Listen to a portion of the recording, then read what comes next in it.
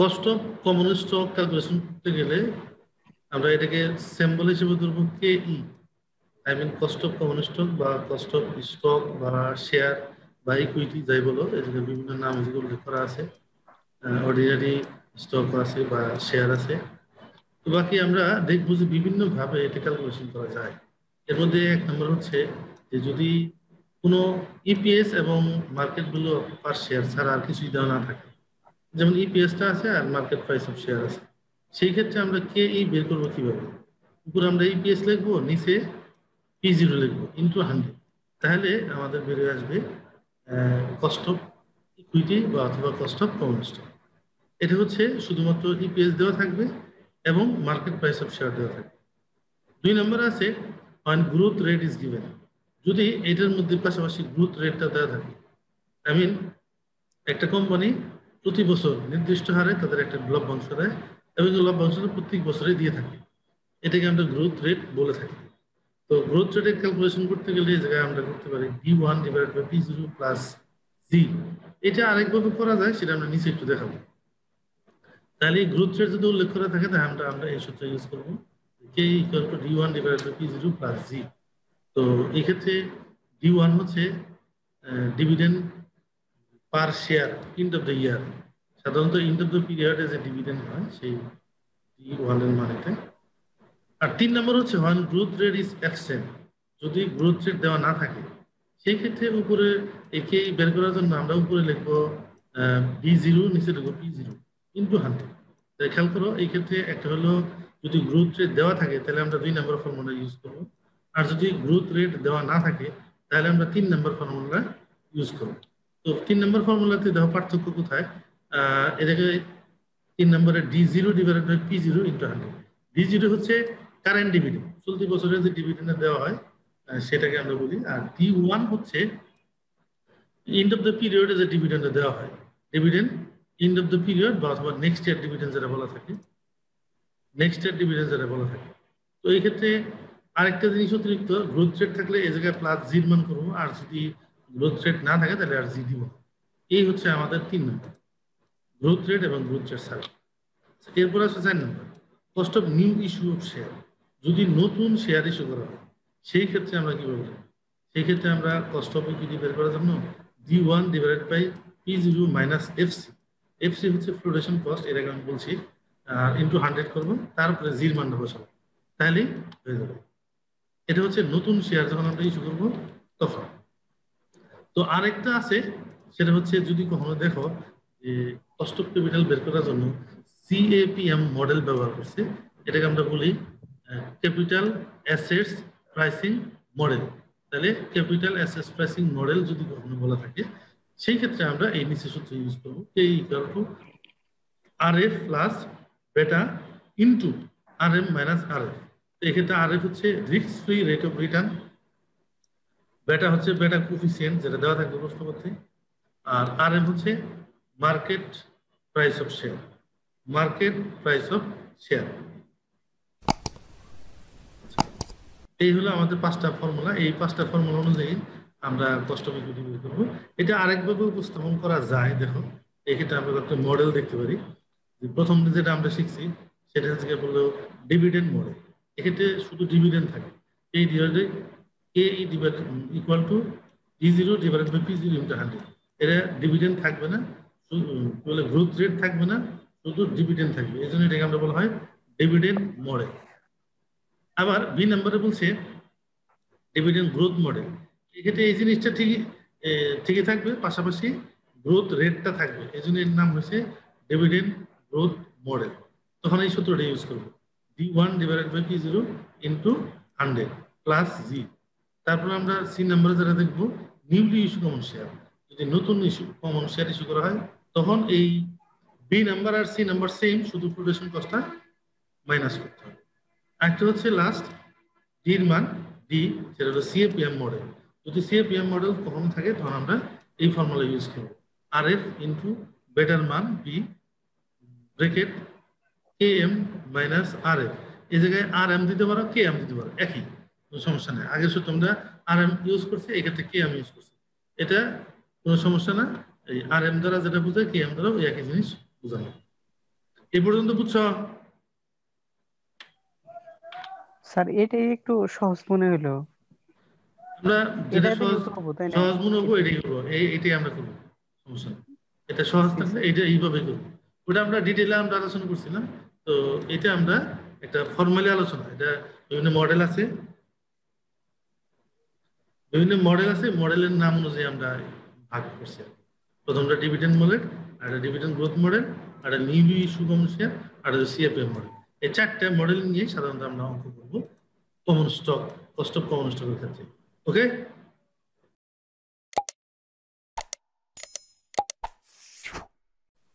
এরপরে আসো আমরা প্র্যাকটিক্যালি কিছু অঙ্ক দেখব, যে অঙ্কের মাধ্যমে আমরা এটার অ্যাপ্লিকেশনটা দেখব। প্রথমেই আমরা দেখব ডিভিডেন্ড মডেল। দেখো,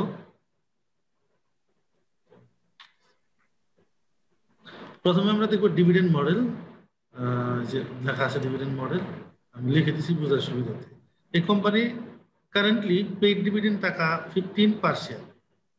সাধারণত চলতি সময়ে একটা কোম্পানি 15 টাকা পার শেয়ারে ডিভিডেন্ড ঘোষণা করছে, বলে দিচ্ছে পেইড করছে।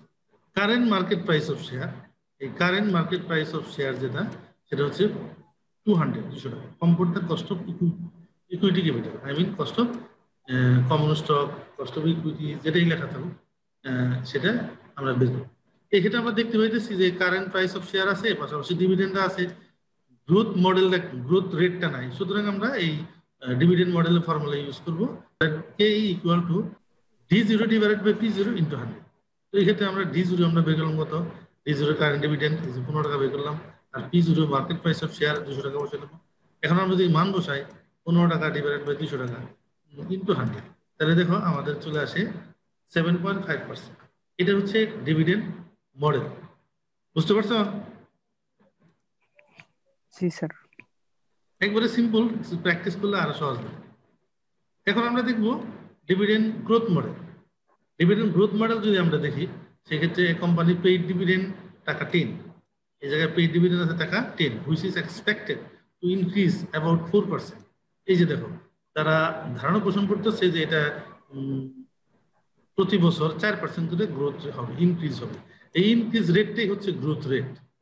তারপর হচ্ছে market price of share is টাকা 250 ফ্লোটেশন কস্ট এস্টিমেটেড অ্যাবাউট 2%। এতে flotation cost 2% of market price বলা আছে। What is the cost of equity capital? এখন যেহেতু এই জায়গায় গ্রোথ রেট 4% বলা আছে, সেহেতু আমরা ডিভিডেন্ড গ্রোথ মডেলটা ইউজ করি। দেখো, গ্রোথ মডেলে আমরা ফর্মুলা যেটা আমরা আগে শিখছি সেটা আমরা ইউজ করি, K equal to D one divided by P zero minus FC into 100, তারপরে আমরা প্লাস জি করব। এখন কোনটার মান কি সেটা আমরা সাইডে একটু বসাই। দেখো, পি জিরো হচ্ছে মার্কেট প্রাইস অফ শেয়ার 250 টাকা, এরপরে জির মান হচ্ছে 4%, এটা 4% ভাঙাইলাম, না ভাঙাইলেও চলবে, অসুবিধা নাই। এরপরে ডি ওয়ান, এই জায়গায় যে 10 টাকা দেওয়া আছে ডিভিডেন্ড, পেইড ডিভিডেন্ড, এটাকে আমরা ডি জিরো বলি। তো ডি জিরো যদি বলা থাকে আর ডি ওয়ান যদি বের করার দরকার হয়, তখন আমরা এই ফর্মুলা ইউজ করি। দেখো, D one equal to D zero into 1 plus G. তাহলে এই জায়গায় আমাদের ডি জিরোর মান দেওয়া আছে 10 টাকা, এই যে 10 টাকা বসাইলাম, এরপরে 1 প্লাস জি, 1 বসাইলাম এবং জি বসাইলাম 0.04। তাহলে দেখো 10 টাকা 40 পয়সা হয়। এটা হচ্ছে ডি ওয়ান এর মান। আর ফ্লোটেশন কোস্ট বলছে এই জায়গায় 2%। 2% কার উপরে? মার্কেট প্রাইসের উপর। মার্কেট প্রাইস তো 250 টাকা, তো 250 টাকার 2% আমরা করবো, তাহলে আসবে 5 টাকা। এখন এইগুলা আমরা যদি সূত্রের মধ্যে মান বসাই, যেমন ডি ওয়ান এর মান বসাইলাম 10 টাকা 40 পয়সা, এরপরে নিচে পিজের মান 250, এরপরে এফ সির মান 5 টাকা, এরপরে 100 বসাইলাম, তারপরে আমরা এই জায়গায় জির মান বসাইলাম 4%। যেহেতু এই জায়গায় 100 দেওয়া আছে, আই মিন এটাকে পার্সেন্ট করলাম, সুতরাং এর জায়গায় পার্সেন্ট আকারে বসাতে হবে। যদি 100 না দেই, সেই ক্ষেত্রে আমরা কি করবো, দশমিক ভগ্নাংশ বসাবো। হ্যাঁ, এখন দেখো, আমরা যদি ক্যালকুলেশন করি, যেমন এই অংশটা ক্যালকুলেশন করি, এই অংশটা, তাহলে আমার আছে 4.24, 4.24, আর এই পাশে 4% আছে। তাহলে আমরা যোগ করলে যে রেজাল্টটা পাইলাম, এটা 8.24%। এটা হচ্ছে ডিভিডেন্ড গ্রোথ মডেল অনুযায়ী আমরা কস্ট অফ ইকুইটি বের করি। এ পর্যন্ত ক্লিয়ার? জি স্যার। এখন আমরা আরেকটা অঙ্ক দেখব।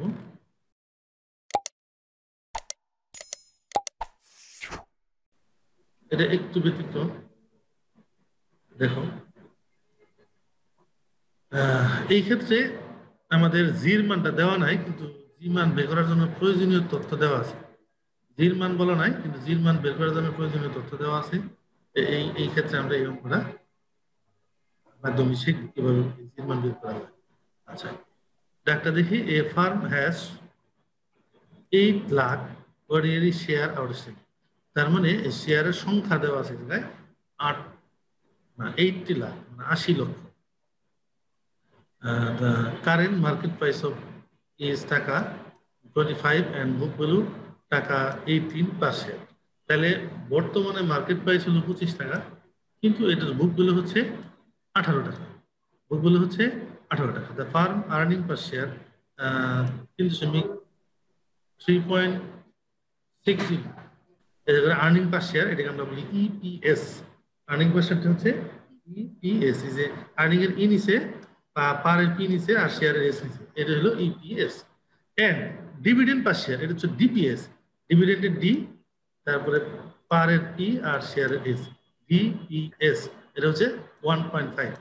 What is growth rate assuming that the first experience will continue. Growth রেটটা অতীতের অভিজ্ঞতা ইউজ করতে বলছে। And calculate cost of equity capital. এখানে এই ক্ষেত্রে আমাদের যেহেতু গ্রোথ রেটটা বলা নাই, বাট ইপিএস দেওয়া আছে, ডিভিডেন্ড দেওয়া আছে, গ্রোথ রেটটা একটু হবেই। এই জন্য আমরা একটু সাইড নোট করবো। দেখো ক্যালকুলেট গ্রোথ রেট কিভাবে বের করে। এটা হলো জির মান বের করার জন্য EPS minus DPS divided by P zero. EPS minus DPS divided by P zero. আমাদের ইপিএস দেওয়া আছে কত? এই যে আর্নিং পার শেয়ার ইপিএস দেওয়া আছে 3 টাকা 60 পয়সা, এবং ডিপিএস দেওয়া আছে 1 টাকা 50 পয়সা, এবং পি জিরোর মান দেওয়া আছে কত? 250 টাকা। এখন আমরা মান বসাই। মান যদি বসাই, পিএস এর মান 3 টাকা 60 পয়সা, ডিপিএস এর মান 1 টাকা 50 পয়সা, এবং পি জিরোর মান 25 টাকা, একসাথে গুণ করলাম, তাহলে যে রেটটা বের হলো এটা হচ্ছে এটা। এই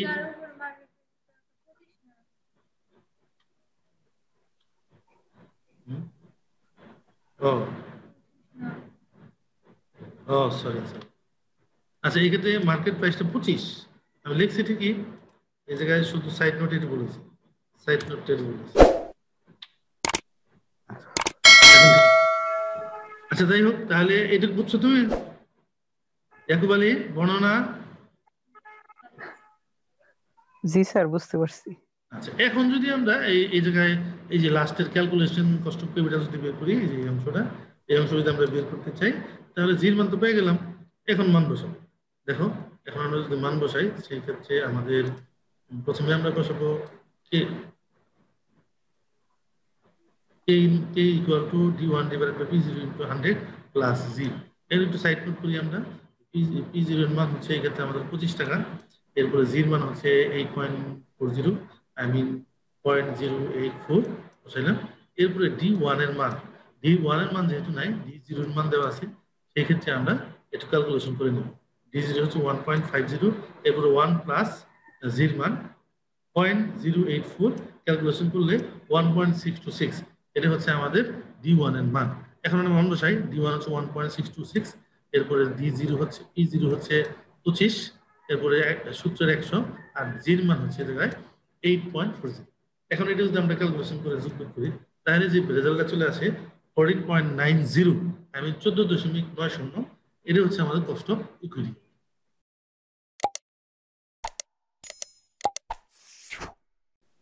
সিম্পল অঙ্ক স্যার যখন বুঝান সহজই, কিন্তু পরে যখন একটু চেষ্টা করবার নয় স্যার, এই তখন ভিডিওটা আর আমি আবার মাথায় ঢোকে ইউটিউবে না। দিয়ে দিব, সমস্যা নাই, চেষ্টা করলে তো আমি পারবো। মোটামুটি আমরা অঙ্কের নিয়মগুলা, ফর্মুলাগুলো দেখলাম, এই জায়গায় দুই ভাবে দেখলাম। তোমরা যদি প্রথম অংশটা ভালো লাগে এটা করবা, আবার দ্বিতীয় অংশ যদি ভালো লাগে সেটাও করতে পারো, অসুবিধা নেই। যেটা ফলো করবা সেটাতেই অঙ্ক হবে। তারপর আমরা তিনটা অঙ্ক প্র্যাকটিস করলাম অঙ্কগুলো শেখার জন্য। তো অঙ্কগুলো তোমরা একটু প্র্যাকটিস করবা, বইয়ের মধ্যে এই অঙ্কগুলো আছে, পার্ট পার্ট ভাগ করা আছে। Okay sir. Cost of equity সম্পর্কে যে অঙ্কগুলো আছে ওগুলো প্র্যাকটিস করবা, ঠিক আছে? তাহলে জি স্যার। আজকে আমরা এই পর্যন্ত ক্লাস নিব। স্যার হ্যাঁ তন্ময় বলো। স্যার আমাদের তো স্যার পরীক্ষা, স্যার আমাদের সাজেশন দিবেন না স্যার? হ্যাঁ সাজেশন দিব ইনশাআল্লাহ সামনের নেক্সট উইকে। এই সপ্তাহ তো শেষ, নেক্সট উইকে ওই যে অষ্টম পরীক্ষা চলতেছে, রোববার দিন পরীক্ষা শেষ, পরীক্ষা শেষ করেই আমি তোমাদের সাজেশন দিব। সাজেশন বলতে সিলেবাস, স্যার ওই চ্যাপ্টার বলে দিব, কোন চ্যাপ্টার থেকে কি কি অঙ্ক প্র্যাকটিস করতে হবে, কি কি থিওরি প্র্যাকটিস করতে হবে, এটা আমি বলে দিব। ওই অনুযায়ী পড়ে পরীক্ষা দেব। স্যার মানে যা দিবেন ওটার থেকে জানা আসে, একটু বেশি দিলে না সমস্যা নাই, ওরকম কিন্তু না, এটা বইলা দিবেন। ওরকম না, অঙ্ক সব মানে বানাই বইলা দিব, দিলে স্যার। অঙ্ক সব বানাই দিব, নিয়মে থাকবে। জি স্যার, বুঝছো? মানে ওটা অঙ্ক হইলে তো নিয়ম মনে থাকবে, করেন। থিওরি থিওরি তো বই থেকে দিব আসলে। অঙ্কের নিয়ম জি থাকবে, স্যার। বইয়ের নিয়মেই। এই চ্যাপ্টার, যে চ্যাপ্টারটা আমি পড়াচ্ছি, এই চ্যাপ্টার শেষ জি করেই স্যার। তোমাদের পরীক্ষার এই পর্যন্তই থাকবে মোটামুটি প্রথম অধ্যায়, এবং 3টা অধ্যায় হবে। জি স্যার, মানে হ্যাঁ যদি 3টা পরীক্ষার অধ্যায় অঙ্ক। সময় মানে অন্যগুলা দেন, ওগুলা করলে আর পড়া হবো না, মানে এগুলার না মধ্যে না, যদি আমি থাকে তোমাদের প্রথম সাজেশনের অধ্যায় থিওরি মধ্যে। পড়াইছি, শোনো, প্রথম অধ্যায় থিওরি পড়াইছি, তারপরে capital time value of money পড়াইছি, তারপর ক্যাপিটাল বাজারিং করাইছি, তারপরে এখন যে কস্ট অফ ক্যাপিটাল করাচ্ছি।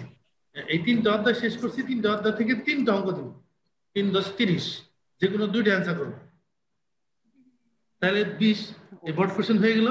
আর শর্ট কোশ্চেন দিব তোমার ওই প্রথম অধ্যায় প্লাস অন্যান্য অধ্যায় থেকে মিলিয়ে 5টা থিওরি দেবো, যেগুলো 3টা অ্যান্সার করবো। এই তো তোমাদের মিড টার্ম পরীক্ষার মতো, অসুবিধা নেই। Okay sir. ঠিক আছে? তাহলে আচ্ছা আগামী স্যার, ওই যে আগামী ক্লাসে আমরা, শুনো, আগামী ক্লাসে আমরা কস্ট অফ গ্রিড ইনারিং নিয়ে আলোচনা করবো। আজকে এই পর্যন্তই থাকবে। আহ, স্যার ওই যে এলো কস্ট অ্যাকাউন্টিং এর স্যার লাস্টের যে লেকচারটা স্যার, ওইটা একটু ইয়ে দিয়ে দিয়েন, কস্টের লাস্ট ওভার ক্লাস। ওভারহেডের লেকচার যে কটা আছে দিয়ে দিবি, 2টা আচ্ছা মনে হয় স্যার। বাকি আছে, আজকে দিয়ে দিবি, ক্লাস শেষ করে দিয়ে দিবি। Okay sir. আচ্ছা, আসসালামু ঠিক আছে, আলাইকুম। তাহলে বিদায় নিচ্ছি, খোদা হাফেজ।